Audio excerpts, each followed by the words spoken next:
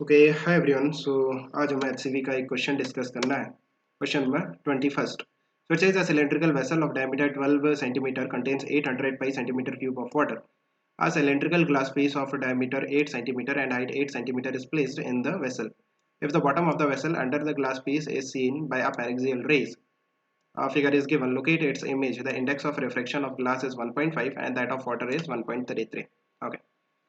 So what is given, हमारे पास इस तरह से ये डायग्राम गिवन है। आप देखो कि ये हमारे पास एक सिलेंड्रिकल वेसल है, ये आपके पास ग्लास पीस है एंड इस सिलेंड्रिकल वेसल में जो वाटर है उसका वॉल्यूम आपको गिवन है। इस तरह से ये वॉल्यूम है वाटर का इस सिलेंड्रिकल वेसल में, बट आपको हाइट नहीं गिवन है कि इस वाटर का कितना हाइट है इस सिलेंड्रिकल वेसल में। So let's say that is capital H. So पहले हमें कैपिटल एच का वैल्यू फाइंड आउट करना पड़ेगा using the volume of water in the cylindrical vessel.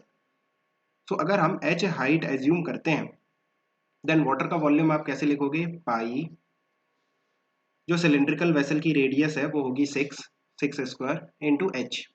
ये तो टोटल वॉल्यूम है एच हाइट तक, उसमें से आपको माइनस करना पड़ेगा इस ग्लास पीस का वॉल्यूम, राइट, बिकॉज इस ग्लास पीस का वॉल्यूम हमें माइनस करना पड़ेगा ना। टोटल हाइट एच तक जो वॉल्यूम है उसमें से जब आप इस ग्लास पीस का वॉल्यूम माइनस करोगे तभी तो आपको वाटर का वॉल्यूम मिलेगा। सो इस ग्लास पीस का जो वॉल्यूम होगा पाई आर स्क्वायर, इसकी जो रेडियस है वो है 4 इंटू इसकी जो हाइट है वो है 8। So that is the volume of the water जो कि आपको गिवन है 800 पाई। सो यहाँ से पाई पाई पाई कैंसिल हो गया, एच का जो वैल्यू आ रहा है दैट इज 800 प्लस 4 स्क्वायर हो जाएगा 16 into 8 divided by 36।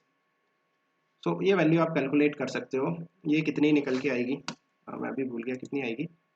25 800 right plus 16 into 8 divided by 36, सो 25.7 है ना। सो ये वैल्यू निकल के आएगी 25.78 सेंटीमीटर। ना हमें क्या फाइंड आउट करना है बेसिकली, इस ग्लास पीस के बॉटम में अगर हम एक ऑब्जेक्ट लेते हैं, लेट्स से यहाँ पे हमने एक ऑब्जेक्ट ले लिया ओ, सो उस ऑब्जेक्ट को हम देखते हैं एयर से। ये आपकी आई है, आँख है जिससे आप इस ऑब्जेक्ट को देख रहे हो। सो आपको ये जो ऑब्जेक्ट है ये कहाँ दिखाई देगा, और बेसिकली इस ऑब्जेक्ट की इमेज कहाँ दिखाई देगी। आपको ऑब्जेक्ट नहीं दिखाई देगा, उसकी इमेज दिखाई देगी, बिकॉज जब रेज इस तरह से आएंगी सो दो बार रिफ्रैक्शन होगा। एक तो ग्लास की सरफेस से रिफ्रैक्शन होगा, फिर वाटर की सरफेस से रिफ्रैक्शन होगा। सो दो बार रिफ्रैक्शन होगा और उसके बाद जो फाइनल इमेज बनेगी वो इमेज आपको दिखाई देगी। तो उस इमेज का लोकेशन हमें फाइंड आउट करना है। सो देखो इस क्वेश्चन को करने के लिए आपके पास दो मेथड है। लाइक एक तो बहुत ज़्यादा सिंपल मेथड है। पहले हम बात करते हैं कि अगर हम यू नो बेसिक से करते हैं, बेसिक से नहीं, बेसिक वाला थोड़ा लंबा हो जाएगा। जो सिंपलर मेथड है, आप देखो कि यहाँ पे आपके पास एक ऑब्जेक्ट रखा हुआ है ओ, राइट, और ये जो है 8 सेंटीमीटर थिकनेस का काइंड ऑफ एक स्लैब है ना। हम इसे स्लैब की तरह ट्रीट कर सकते हैं बिकॉज स्लैब के कारण जो शिफ्ट आता है उसकी वैल्यू हमें पता है। जो शिफ्ट आता है because of the slab, refraction के कारण, स्लैब से रिफ्रैक्शन के कारण जो शिफ्ट आता है दैट इज टी 1 - 1/μ, राइट। सो इसका यूज हम कर सकते हैं अगर हम इस ग्लास पीस को एक स्लैब मान ले। ये किसकी स्लैब है, ग्लास की स्लैब है, इसका रिफ्रैक्टिव इंडेक्स कितना है 1.5, राइट। सो इसके कारण जो शिफ्ट आएगा let's say S1 that is equal to, इसकी जो थिकनेस है वो है 8 सेंटीमीटर इंटू 1 - 1/μ, इसका रिफ्रैक्टिव इंडेक्स है 1.5, राइट। नाउ आप देखो कि जो रेज है इस तरह से आएंगी। नाउ बीच में वाटर वाटर भी आएगा। सो आप इस वाटर को भी एक स्लैब की तरह ट्रीट कर सकते हो। ये एक और स्लैब हो गई, राइट। इस स्लैब की जो थिकनेस है, वाटर की जो स्लैब है उसकी जो थिकनेस है that is capital H -8। Capital H तो टोटल हाइट थी ना, यहाँ से लेकर के यहाँ तक की जो हाइट थी वो कैपिटल एच थी, उसमें से 8 माइनस करो। सो ये जो वाटर की स्लैब बन रही है इसकी थिकनेस निकल जाएगी। सो एच का जो वैल्यू था वो कितना था 25.78 है ना, 25.78 -8, सो दैट इज बेसिकली 17.78।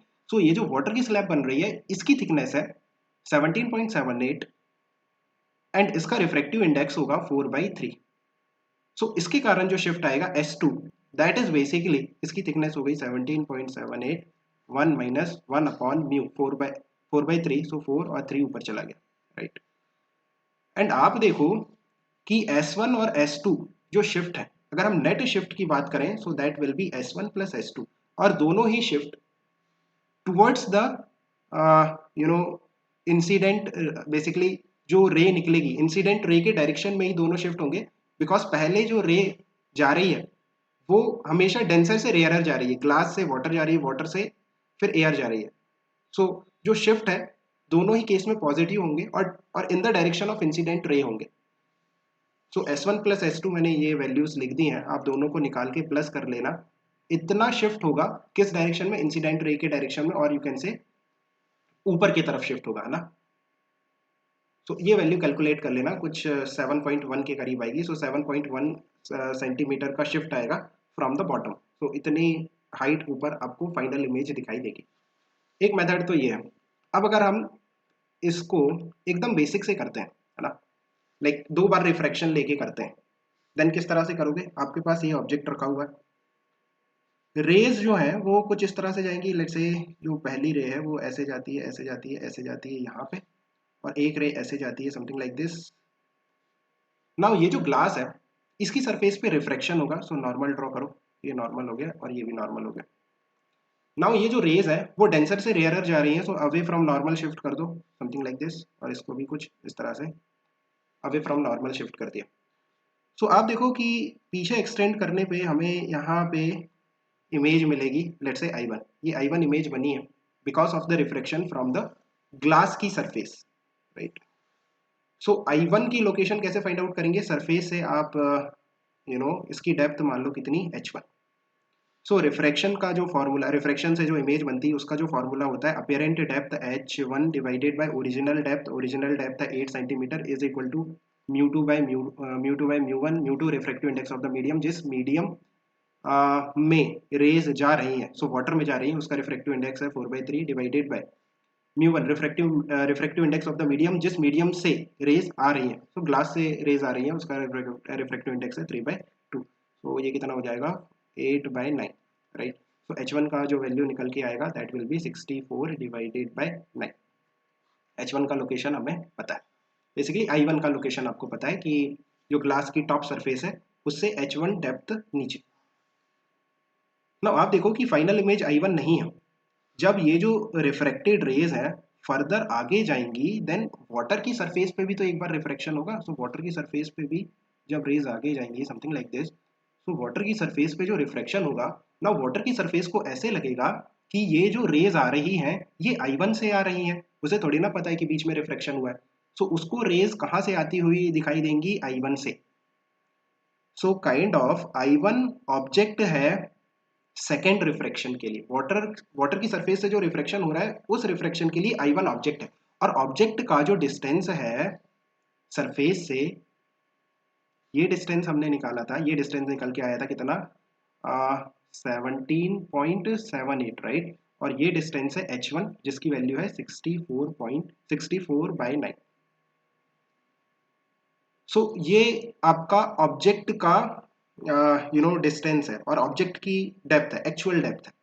सो अभी देखो वाटर की सरफेस से रिफ्लेक्शन होगा, again away from normal bend होंगी रेज, इस तरह से अवे फ्रॉम नॉर्मल अगर हम बेंड करते हैं, देन पीछे एक्सटेंड करने पे आपके पास इमेज बनेगी I2 जो कि फाइनल इमेज है, जो कि इस आंख को दिखाई देगी, राइट। I2 की लोकेशन लेट्स से वाटर की सरफेस से जो I2 का डेप्थ है वो मैंने मान लिया H2। तो H2 कैसे फाइंड आउट करेंगे, H2 apparent depth divided by original depth, that is ये 17.78 plus 64/9। So 17.78 plus 64/9, 64/9 is equal to म्यू2 by म्यू1, म्यू2 जिस मीडियम में रेज जा रही हैं, सो एयर में जा रही हैं, डिवाइडेड बाय म्यू1 जिस मीडियम से रेज आ रही हैं, सो वाटर से आ रही हैं, 4/3। सो यहाँ से आप H2 की वैल्यू निकालोगे, so it will be 3/4, 17.78 plus 64/9।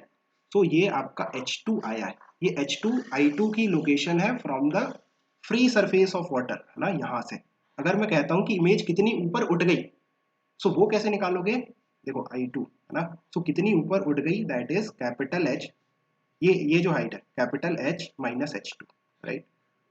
सो जितनी हाइट ऊपर उठी इमेज वो है capital H minus H2, H2 की वैल्यू यहाँ से निकाल लेना, और कैपिटल H जो है वो है 17.78 माइनस जो भी H2 आएगा, इतनी हाइट ऊपर चली गई आपकी image. So I think you have understood, keep working hard, best of luck.